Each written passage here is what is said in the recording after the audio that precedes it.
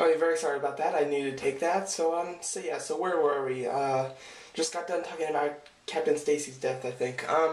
So now the only other character that I forgot to talk about was Flash Thomas, or Tomlinson, or whatever, who's the bully of Spider-Man. I thought that it was just kind of weird because he was like, bullying him at the beginning and stuff, and then Peter like kind of humiliated him, and then Peter's uncle died, and then the next scene he's all nice at him. It just I kind of get why he turned nice, kind of, but it was just a little strange because all of a sudden he was like his buddy at the end. It was very strange. It went from one scene with him being the bully to him, and then a couple other things happened, just it didn't have anything to do with Flash, and then the next scene they were best buddies. So it was kind of strange with that. I didn't love that, but still it was fine. Flash Thompson might become Venom in the new Venom movie, just so you guys know. It's about like a, I don't know, 30% chance that Thompson is going to be Venom in the Venom movie. They think that it's going to be Eddie Brock like it should be, but there has been rumors that they might side with Flash Thompson just so that they could tie in this Amazing Spider-Man movie and the Venom movie just a little bit better. So yeah, so that's a definite possibility. And so overall I really liked it. The ending, with the whole Gwen thing, because I knew it was going to be over very soon, and all of a sudden, they said they couldn't see each other. So I thought that's kind of weird that they just ended like that. But then they did end it in a very good way with them at the end. It was just something small, but it really went, it really tied it all together. So that was really well. I did remember what I was just talking about before I had to stop to answer my phone. The mad scientist, how he kind of became that mad scientist, is kind of interesting.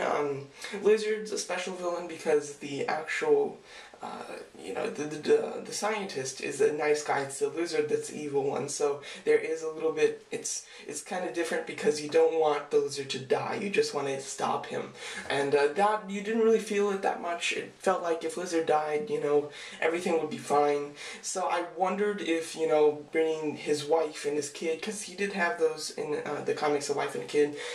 So I thought about what if they brought them in. I thought that would give him a little bit more humanity and maybe wanting him to live a little bit. But I also thought, at the end he goes to jail, so it's like the son, grows up without a father, and that's kind of like a dark ending. It takes the happy ending and makes it a little bit sadder, so I think that they did it the best that they could. I don't know how they could have made him more, you wanting him to live, but still make him the villain. It was just, I thought that they did the best that they could with what they had, and I think it worked out good. As for the end credits scene, there, as far as I know, I didn't stay, but as far as I know, because I researched it a little bit, there is nothing after all the credits, but that's just as far as I know. In the middle of the credits there is a scene, and I knew about it because they showed it in the trailer. I hate that, but it's of course Kirk Connor's in jail, and Norman Osborn talks to him. It's not 100% confirmed. Pretty much everybody thinks it's Norman Osborn. That's the only thing that would really make sense because they did talk about Norman Osborn, so it makes a lot of sense that would be Norman Osborn. So there's a very good chance, and it also sets it up that there's more to his parents' story than what we learn. So that's fantastic. That's really interesting. I can't wait to figure that out in the next movie, as well as the Green Goblin's coming back. The one character, I would stay away from Dr. Octopus and Sam for a little bit because they're too soon, but Green Goblin was in the first one, so it's been a longer gap since we've seen him, as well as he's the most iconic Spider-Man villain, so I'm totally excited to see him. I hope it's not just the Green Goblin, though. I mean, two villains is what's good, I think. I think, one villain is nice, but it's a little old-fashioned. We get that a lot. So it's nice to, if, two villains, just, a main one Green Goblin and maybe, a little side one. That would be great. But yeah, so overall, I thought it was a fantastic movie. There's nothing bad about it.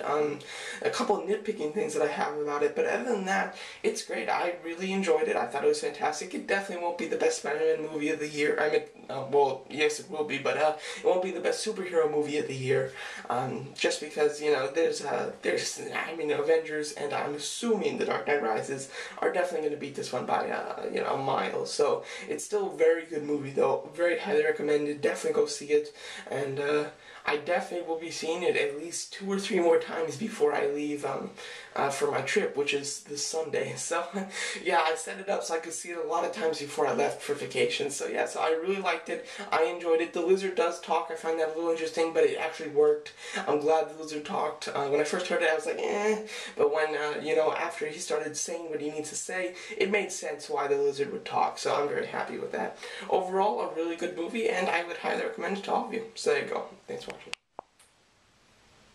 Hey guys, I'm back. So I shot my review of The Amazing Spider-Man yesterday, and since then I have watched the end sequence in the credits again, and I learned a couple things, and if I'm not mistaken, I think I did talk about that in my first part of the review. I said it was Norman Osborn, but apparently that's not true. There's two reasons why it's not true. At least I read a comment from somebody that had a bunch of thumbs up that said, it wasn't Norman Osborn because Kirk Connors, the actor, in an interview said that it wasn't Norman Osborn. It was somebody that worked for Norman Osborn. So that's one clue, as well as, the lightning went off and then he was there. And then he kind of went into the corner again, the lightning went off, and the second time the lightning went off and lit up the room, he was gone. So it wasn't like he just went in the corner. I found that kind of weird that he talked to him and then went back in his corner. I thought that was strange, but he actually disappeared.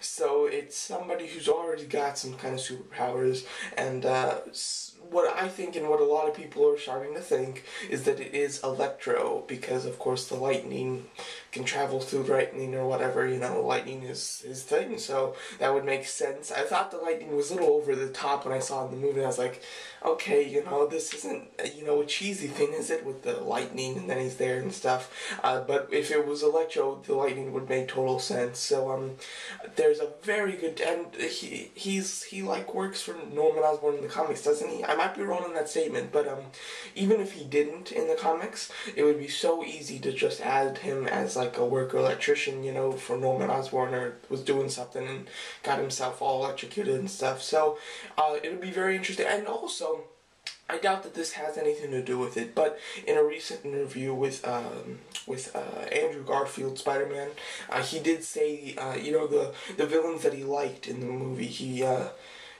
who was it that he didn't like? I'm trying to think. He said who he didn't like. I can't remember it though.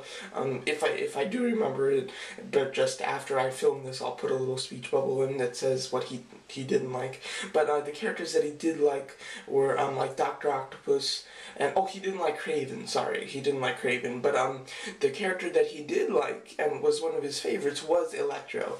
Probably doesn't have anything to do with that, but still maybe that was a little hint or just whatever. So it does look pretty good that is actually Electro at the end. He does have a hat. I don't know if you noticed that. So it's kind of strange that Electro would have a hat. He's a little older, old to be Electro, I think. But they might be going on a different, kind of look for Electro. Overall, very interesting, and can't wait to see the second if that's Electro, because Electro is one of my favorite villains. I really love them all. There's only a couple that I don't like, and even the ones I don't like are still very cool. So, very cool. Love the Spider-Man movie, and definitely go see it. So, thanks for watching.